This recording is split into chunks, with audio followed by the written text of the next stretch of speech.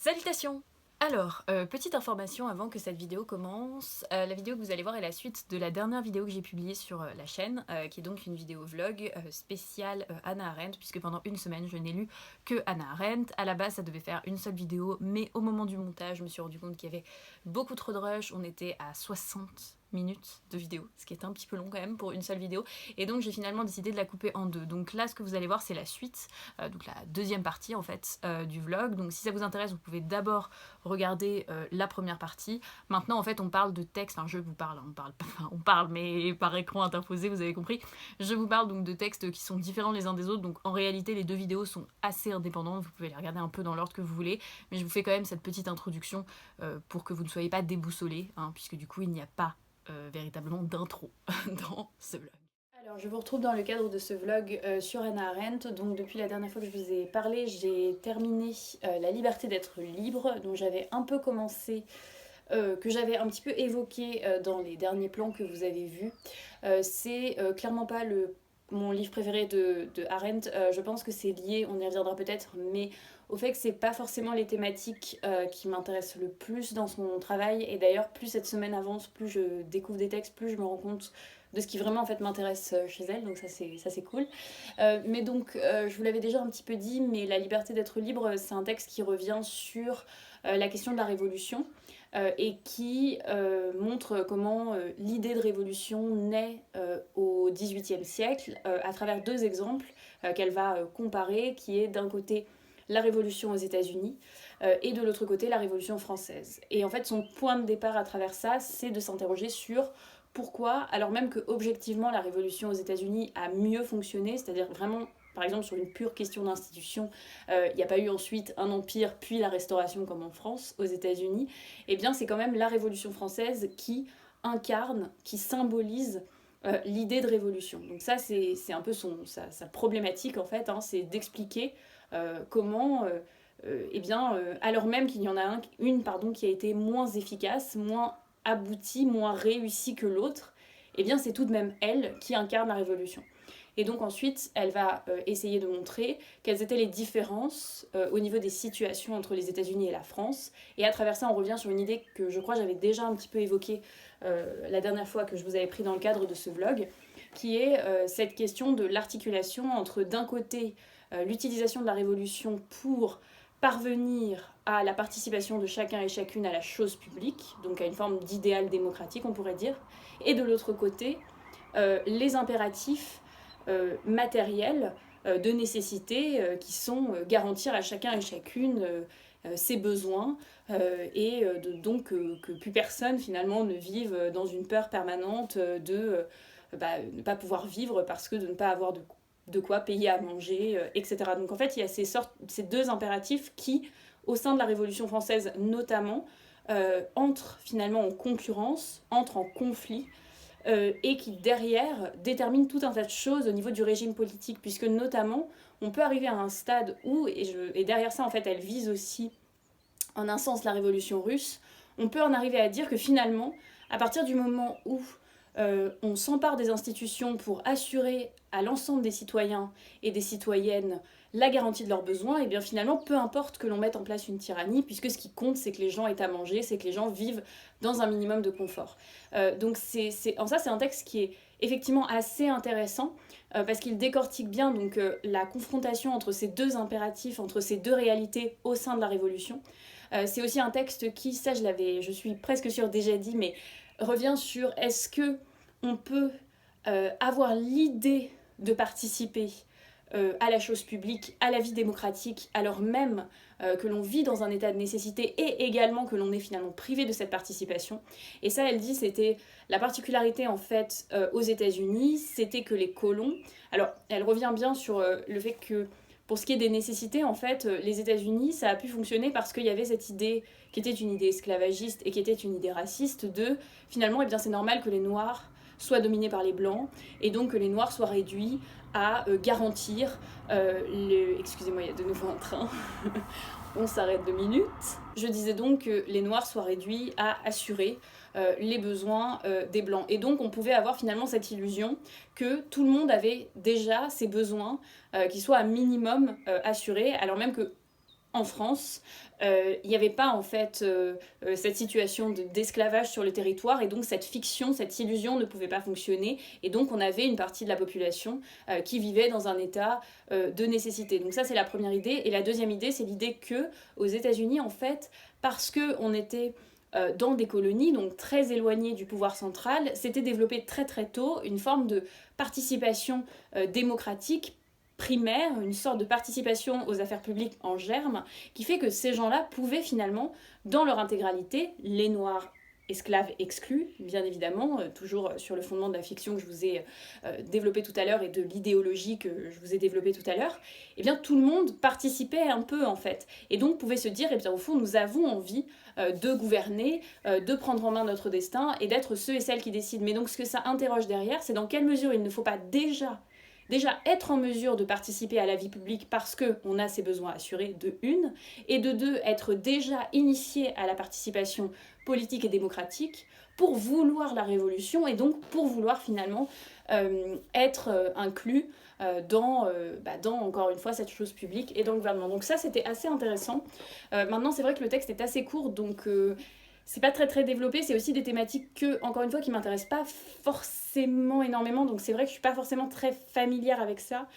Donc c'est aussi ce qui rend la lecture un peu plus compliquée. Mais j'ai aussi vu qu'il y avait un texte de Arendt qui s'appelle Sur la Révolution, donc peut-être que ça serait intéressant de le lire. Et puis aussi ce que j'ai trouvé intéressant, c'est que ça permettait de bien mettre en relief quelque chose qui existe dans beaucoup de textes de Arendt que j'avais pu lire, qui est cette centralité vraiment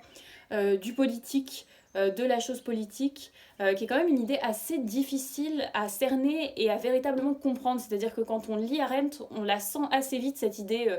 de manière un peu superficielle et globale. Mais en fait, arriver vraiment à comprendre ce que ça veut dire chez elle et tout ce que l'on doit en tirer au niveau des conséquences, c'est beaucoup plus compliqué. Donc je suis toujours assez contente quand même de la trouver dans ces textes parce qu'à chaque fois, ça permet de cerner un peu plus. Donc voilà, j'ai trouvé que c'était pas transcendant. C'est pas mon texte préféré, mais c'était quand même intéressant et puis ça se lisait assez vite et ça vaudrait le coup probablement que je le reprenne pour le retravailler parce qu'il y a probablement des subtilités et des nuances qui m'ont totalement échappé. Ensuite j'ai commencé un texte dont je vous ai déjà parlé dans le cadre de cette vidéo. C'est un peu un must chez Arendt que je n'avais pas lu et que je comptais lire, qui est donc Eichmann à Jérusalem. Donc j'ai lu une centaine de pages aujourd'hui, j'ai commencé ce matin et pour l'instant j'aime beaucoup beaucoup. Je suis contente comme je vous l'avais dit, d'avoir un peu préparé cette lecture en prenant le temps avant de lire d'autres textes d'Arendt qui traitaient de cette thématique, même s'il y en a plein d'autres que j'espère vraiment pouvoir lire parce que ça c'est la thématique qui je pense chez elle m'intéresse le plus. Du coup c'est vrai que j'y suis allée, enfin je l'ai commencé avec déjà des outils en fait intellectuels, une base un peu d'appareil alors peut-être pas critique, mais avec un minimum d'éléments, de contexte, d'arguments, de prise de recul, etc. Et ça fait que je suis probablement beaucoup plus active dans cette lecture et que je tombe pas dans, en tout cas dans tous les pièges, dans tous les contresens qu'il peut y avoir à la lecture de Eichmann à Jérusalem. Donc je vais pas forcément rentrer dans le détail de qu'est-ce qu'elle démontre dans Eichmann à Jérusalem maintenant, je pense que je vais attendre de l'avoir un peu plus avancé, mais en tout cas pour l'instant c'est une super lecture. Alors, nouvelle journée et donc nouveau point sur ma découverte de Arendt. Donc aujourd'hui, je me suis concentrée sur la lecture de Eichmann à Jérusalem, dont je vous avais très brièvement parlé il y a une journée pour moi, 10 secondes pour vous. Donc je l'ai bien avancé puisqu'il me reste moins de 100 pages. En même temps, j'y ai passé toute ma fin de matinée et toute mon après-midi. Je tiens quand même à dire sur ce livre, avant de rentrer plus dans le détail de quelles idées sont développées, de ce que moi j'en ai retiré pour l'instant, puisque je ne l'ai pas encore fini et il y a un gros morceau qui arrive, parce que dans Eichmann à Jérusalem, l'épilogue et le post-scriptum, que donc je n'ai pas encore lu, sont assez importants pour ce qui est de la pensée d'Arendt sur la banalité du mal, etc.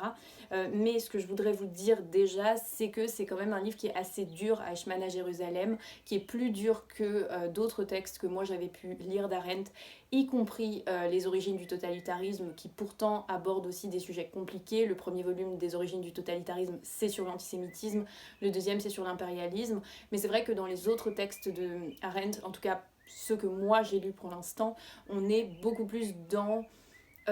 les institutions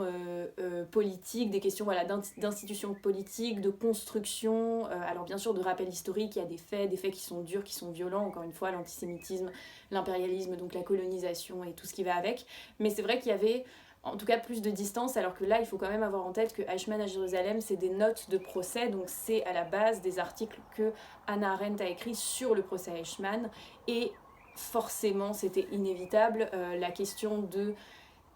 des crimes et du génocide perpétré par les nazis est une question qui revient énormément dans le livre Eichmann à Jérusalem. Je dirais que tout le milieu en fait, du livre est centré là-dessus, donc on parle quand même de 200 pages qui reviennent là-dessus, donc sur le génocide, les exactions, etc. Donc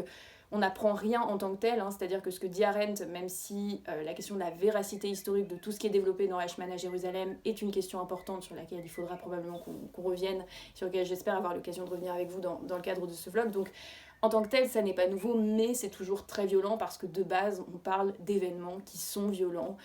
et donc qu'il faut savoir gérer et dont il faut avoir conscience quand on entreprend la lecture d'Eichmann à Jérusalem, selon moi. Donc parenthèse fermée, pour revenir aux thématiques qui pour l'instant ont été développées, il y a, alors au tout début de Eichmann à Jérusalem, il y a des thématiques qui sont liées à des questions qui ont été très vite évacuées en fait dans la critique qu'on a fait du livre et même dans le regard qu'on porte aujourd'hui sur ce livre, mais qui sont quand même des questions assez importantes. Arendt, il faut le savoir, a critiqué en tant que tel la tenue du procès Eichmann à Jérusalem pour plusieurs raisons. Je dirais qu'il y a 3 grosses raisons. La première, c'est une question purement de compétences. Alors, pour ceux et celles qui n'ont jamais fait de droit pénal et de droit pénal international, ça va pas forcément vous parler, mais pour juger quelqu'un pour des crimes, il faut un titre de compétence, y compris quand on parle de crimes contre l'humanité. Et la question de la compétence, je vous le dis parce que si vous n'êtes pas juriste, c'est pas forcément quelque chose que vous savez, mais la question de la compétence est extrêmement importante. C'est important en droit de manière générale, mais c'est important notamment en droit pénal parce que derrière, il y a des questions de souveraineté étatique, il y a des questions de relations entre États, il y a des questions aussi de protection des individus, et vous vous doutez bien que si n'importe quel État peut venir vous chercher n'importe où sur la planète pour vous juger pour une infraction que vous auriez commis, bon, on va avoir un petit problème. Donc c'est une question qui est très importante, qui est compliquée,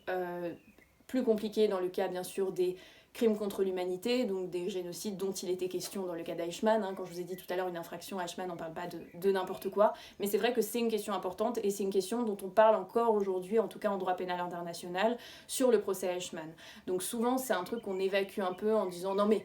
il y avait des impératifs qui justifiaient. Non, on ne peut pas simplement dire parce qu'il y avait un impératif, alors la question de la compétence ne se pose plus. Et c'est ce sur quoi revient Arendt, et elle les aborde aussi sous un autre angle. Donc non seulement le fait qu'Israël en tant que tel n'avait pas véritablement de titre de compétence pour juger Eichmann, ce qui s'est couplé au fait que les services secrets israéliens sont quand même allés arrêter, enfin même enlever Eichmann dans un pays étranger, sans l'accord du pays en question. Donc il y a ce volet de la question qui est problématique, mais l'autre volet qui est problématique, c'est aussi, et ça elle le souligne, le fait que l'Allemagne ne se soit pas réveillée à ce moment-là en disant bah nous allons nous juger Eichmann, nous allons faire une demande d'extradition à Israël parce que nous estimons que c'est à nous de juger cet individu qui a perpétré ces crimes sur notre territoire. Et en fait derrière ce qui elle l'interroge, c'est le regard de la société allemande sur sa propre histoire, la relation de la société allemande par rapport à ce qui s'est passé à l'époque nazie, et elle y dédie plusieurs pages en fait parce que pour elle il y a une forme quand même d'amnésie collective, et ce qui rejoint aussi derrière des questions de responsabilité, de prise de conscience, de volonté qui sont centrales dans le travail d'Arendt autour du procès d'Eichmann, mais qu'elle applique également à la société allemande et à la forme d'apathie quand même des pouvoirs publics allemands au moment où Eichmann est arrêté. Donc ça c'est une première question. La première question sur ce procès, c'est aussi que Arendt met en lumière la dimension politique. Alors ça, il n'y a pas besoin d'Arendt pour avoir conscience que le procès Eichmann était un procès politique, puisque les autorités israéliennes en général et Ben Gourion en particulier ne s'en sont pas cachées en fait. Enfin, Ben Gourion a vraiment présenté ce procès comme étant un procès politique qui visait à affirmer ce qu'avait vécu alors, le peuple juif, mais plus précisément aussi les Israéliens, puisque le but c'était quand même, Israël avait été créé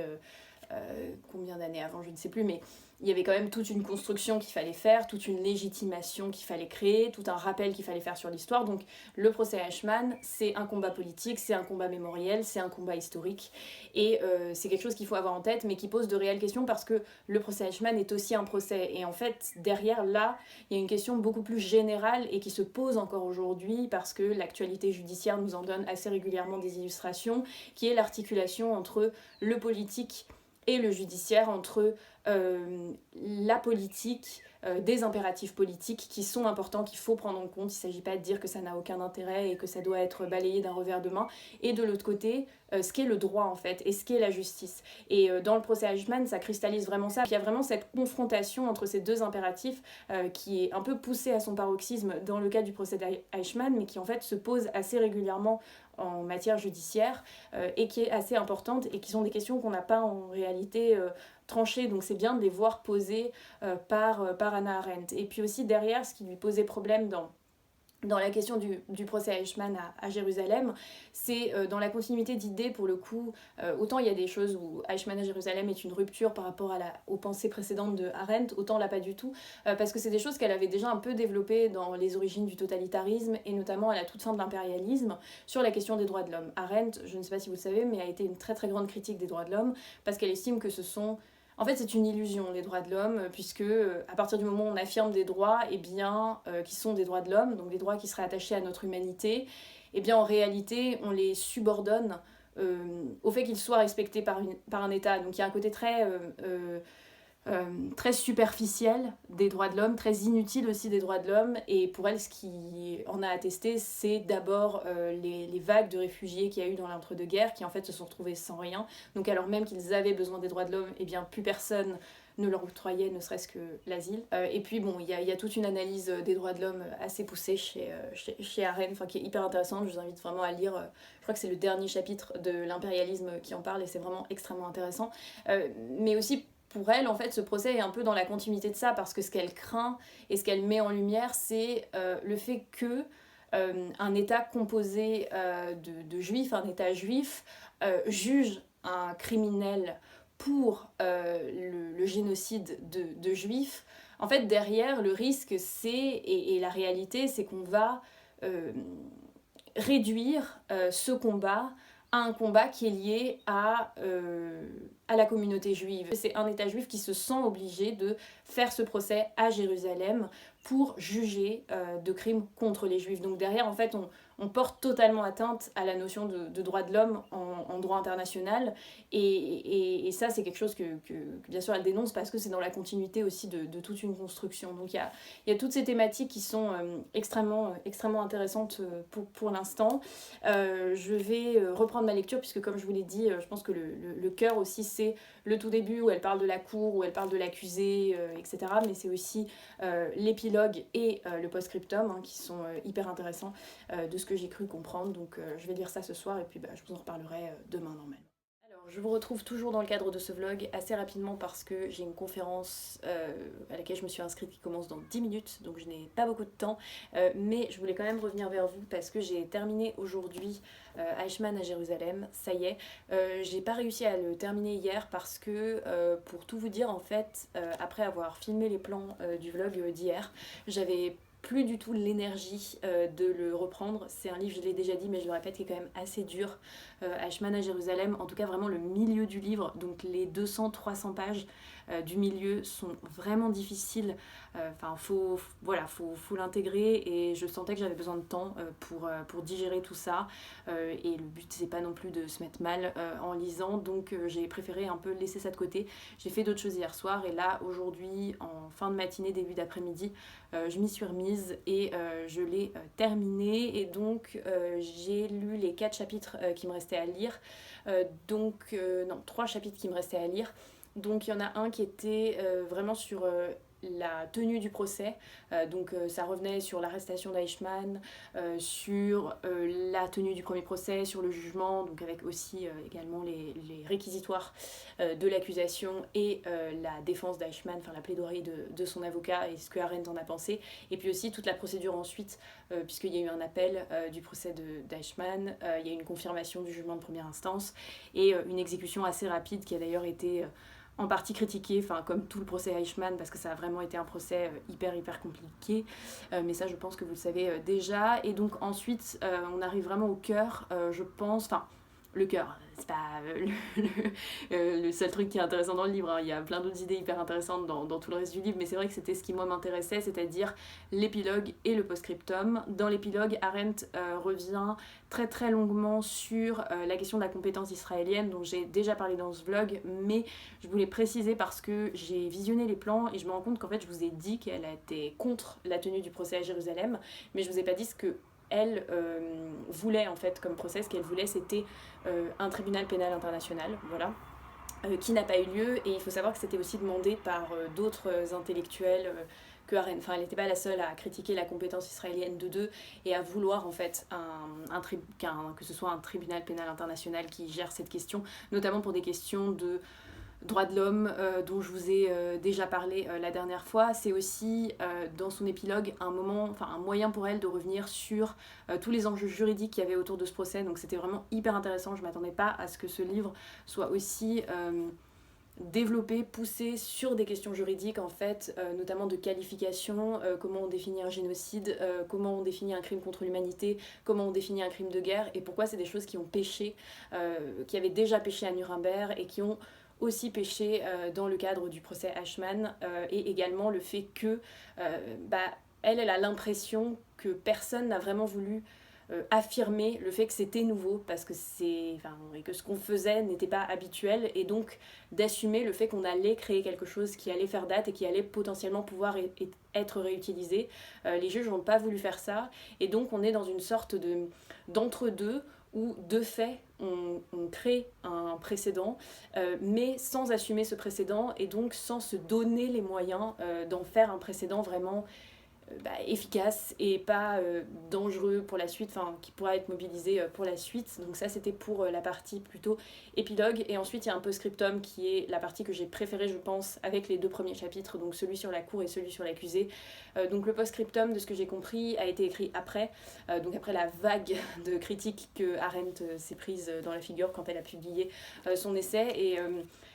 c'est une partie qui est vraiment intéressante. Je vous invite vraiment à la lire parce qu'elle est hyper dense et j'aurais ni le temps ni le talent de vous la résumer correctement ici. Mais si vous voulez comprendre en fait qu'est-ce qui a été l'enjeu pour Arendt de Eichmann à Jérusalem et qu'est-ce qu'elle défend de Eichmann à Jérusalem, je vous conseille vraiment de juste lire ce post-scriptum qui reprend beaucoup d'idées dont je vous avais déjà parlé dans le cadre de ce vlog quand j'avais parlé de considération morale, puisqu'en fait c'est des choses qu'elle va redévelopper ensuite dans considération morale, mais globalement elle clarifie sa position, le fait que non, elle n'a pas repris la défense d'Eichmann qui consistait à dire qu'il n'était qu'un petit employé de bureau et donc qu'il n'était pas responsable, parce qu'en fait pour elle, on revient à ce que je vous ai dit sur la définition. En fait, c'est quoi un crime contre l'humanité? Si on définit le crime contre l'humanité comme la participation à une entreprise qui visait à anéantir une partie de l'humanité, au fond, peu importe votre rôle organique, votre rôle dans l'institution, que vous soyez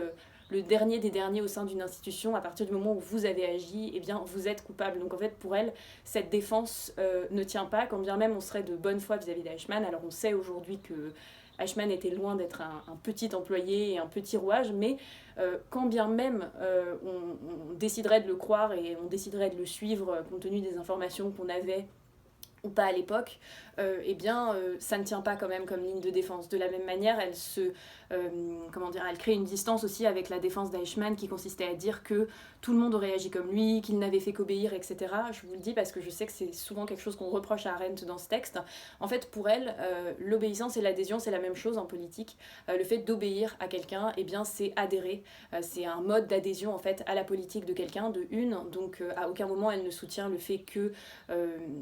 elle est d'accord avec le fait que Eichmann n'a juste qu'obéi et donc qu'il ne serait pas responsable. Et la deuxième chose, c'est que elle passe du temps dans ce post-scriptum à revenir sur la dichotomie entre puissance et acte, puisqu'en fait Eichmann a en partie défendu l'idée que tout le monde aurait agi comme lui s'il avait été à sa place. Et elle dit, de fait, tout le monde n'a pas agi comme lui dans cette situation. Et en fait, elle lui réenvoie en quelque sorte la dichotomie aristotélicienne, puisque c'est important en fait la différence entre puissance et acte. Et justement, ce qu'on lui reproche à lui, c'est d'avoir actualisé cela. Donc encore une fois, c'est un argument qui n'est pas recevable, ou en tout cas qui n'a pas à avoir d'influence sur la responsabilité d'Eichmann. Et donc tout ça, quand on prend conscience de tout ça, en fait, on arrive à saisir ce qu'elle entendait véritablement dans la banalité du mal, ce qu'elle entendait défendre, qui était quelque chose de finalement beaucoup plus subtil que la défense de Eichmann, et qui, ça c'est évident, n'était pas la reprise de la défense de Eichmann. Maintenant, il n'empêche que, bien sûr que c'est un texte, Eichmann à Jérusalem, qui est critiqué, qui est critiquable. J'avais évoqué brièvement la dernière fois que je vous avais pris la question de l'histoire, en fait, de la véracité historique. Beaucoup d'historiens ont pointé du doigt le fait qu'il y avait des approximations dans ce que disait Arendt, qu'il y avait des choses qui n'étaient pas vraies historiquement. Honnêtement, je n'ai pas les compétences ni les connaissances pour vraiment vous dire ce qui est juste, ce qui est faux. Moi, de toute façon, c'est pas forcément cette partie qui m'intéressait le plus, honnêtement, c'est-à-dire la partie qui est globalement au milieu, hein, dont je vous ai déjà parlé. Moi, ce qui m'intéressait, c'était vraiment la description qu'elle faisait de ce procès, la description qu'elle faisait d'Eichmann, pas non plus dans une dimension psychologique, parce que c'est pas non plus ce qui, moi, m'intéressait, parce que je sais aussi qu'on lui a reproché la psychologie qu'elle faisait de Eichmann, même si elle est importante, et pour le reste des idées, on en a aussi besoin. Moi, ce qui m'intéressait, c'était vraiment voilà, la description du tribunal, cette question des compétences, cette question de comment on est en train de façonner à ce moment-là le droit pénal international et qu'est-ce qu'en pense Arendt, la question de la responsabilité aussi, bien évidemment, et j'en ai retiré énormément de choses. Donc voilà, c'est une lecture que je vous conseille, et surtout ce que je vous conseille, si vous ne vous sentez pas d'affronter Eichmann à Jérusalem ou l'œuvre de Arendt, c'est vraiment de lire juste le post-scriptum qui est brillantissime et dont on retire énormément de choses, et que moi je pense d'ailleurs relire à terme parce que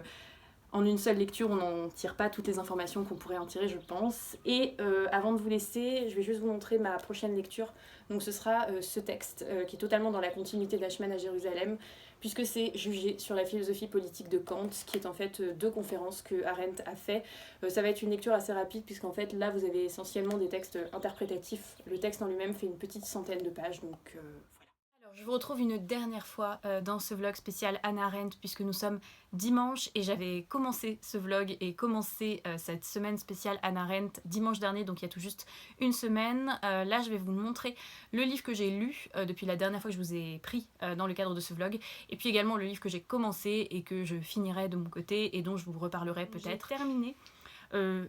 hier ou avant-hier, Juger sur la philosophie politique de Kant, qui était le livre dont je vous avais parlé la dernière fois. Je vous avais laissé avec la dernière fois. J'ai 2 trucs superficiels à dire sur ce livre, et ensuite je vais vous expliquer brièvement ce que j'en ai pensé, si je le conseille, à qui je le conseille, etc. Les 2 trucs superficiels, c'est que premièrement, ce sont des cours qui ont été donnés par Arendt à l'université, enfin dans une université aux États-Unis dans les années 70, et je ne sais pas pourquoi, mais ça m'a fait très plaisir de le savoir, alors même que ça change pas grand-chose, hein, parce que concrètement, c'est un essai sur la philosophie de Kant comme elle aurait pu l'écrire directement sous forme d'essai, mais le simple fait de savoir que c'était des cours, ça m'a ravie. J'avais un peu l'impression de, je sais pas, d'avoir une autre expérience de lecture, alors même que fondamentalement c'était pas une expérience de lecture non plus radicale, mais ça m'a fait plaisir en tout cas. Le deuxième truc superficiel est nettement moins cool, et c'est lié à l'édition. C'est vraiment écrit minuscule aux éditions point. Je l'avais déjà un tout petit peu remarqué quand j'avais lu les 2 premiers volumes des Origines du totalitarisme, donc sur l'antisémitisme et l'impérialisme, mais ça m'avait un peu interpellée, mais pas franchement agacée. Et là, vraiment, ça m'a agacée, parce que vraiment, c'est ce qui a rendu, c'est le seul point qui a rendu cette lecture difficile. Et c'est trop dommage que ce soit lié à un truc aussi nul que la police qui a été choisie par l'éditeur, mais vraiment, c'est beaucoup trop petit, c'est beaucoup trop ramassé aussi, il n'y a absolument pas de place dans les marges. Moi j'aime bien écrire dans les livres, et là ça a été une vraie galère parce qu'il fallait vraiment, en plus moi j'écris gros malheureusement, donc il a vraiment fallu intercaler tout péniblement. Et puis pour couronner le tout, comme c'est un texte sur Kant, et bien elle met des extraits, et alors là carrément les extraits de Kant c'est quasiment illisible. Enfin, je sais pas quelle police c'est, mais c'est beaucoup trop petit, hein, pour une personne avec des yeux normaux, donc pas des yeux bioniques, que cette personne puisse lire ça. En tout cas moi j'ai vraiment eu du mal, et encore une fois c'est très dommage parce que c'est nul comme raison d'avoir du mal à lire un livre, mais je l'ai quand même terminé et ça m'a quand même intéressée et ça m'a un peu surprise. Alors c'est vrai que c'est pas forcément le livre de Arendt que je recommanderais le plus, en tout cas je le recommanderais pas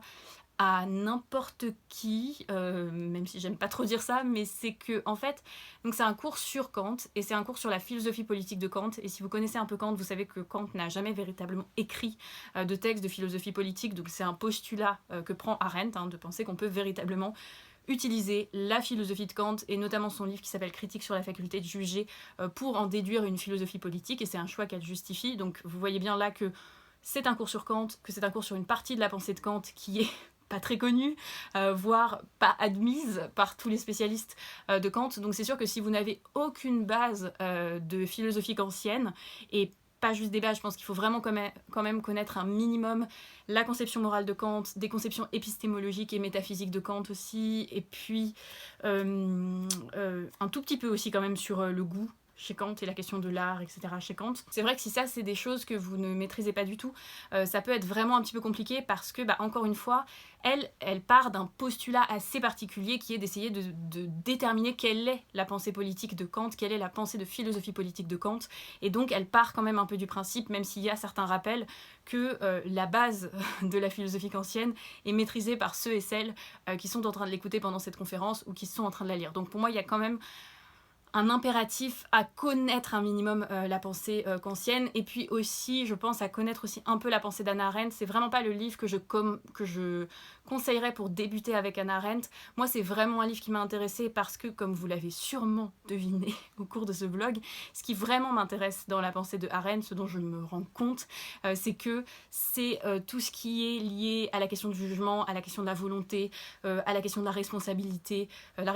morale, la responsabilité pénale, la responsabilité politique. Et donc forcément là ça m'a intéressée parce que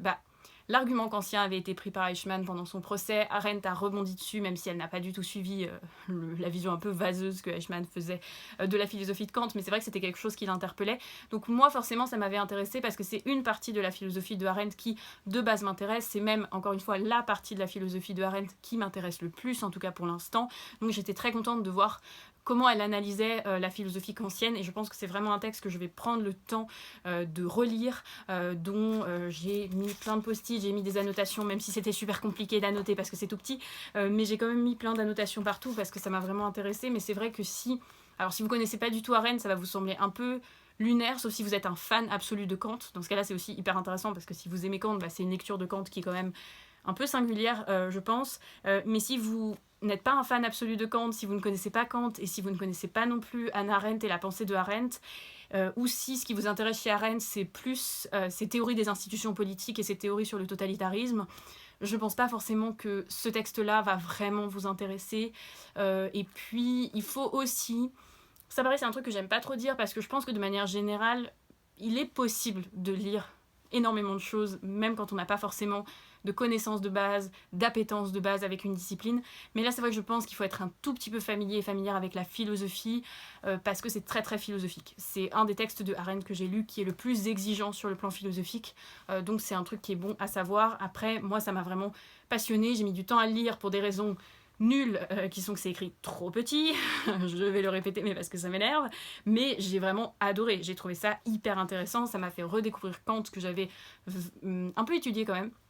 à l'université, mais j'avais jamais été prise de passion comme ça pour Kant, et là j'avais qu'une envie, c'était d'acheter la critique de la faculté de juger, le livre qu'il a écrit sur la paix perpétuelle et le livre qu'il a écrit sur la révolution, parce que ça m'avait l'air beaucoup trop bien, mais je peux comprendre que ça ne passionne pas tout le monde, et pour moi c'est plutôt un texte de Arendt qu'il faut se garder pour après, enfin c'est pas une priorité en tout cas si vous voulez découvrir Arendt. Par contre, si vous aimez Arendt, si vous avez aimé Eichmann à Jérusalem, ou même si Eichmann à Jérusalem vous a juste interpellé, là par contre lisez-le parce que vraiment vous allez en retirer énormément de choses,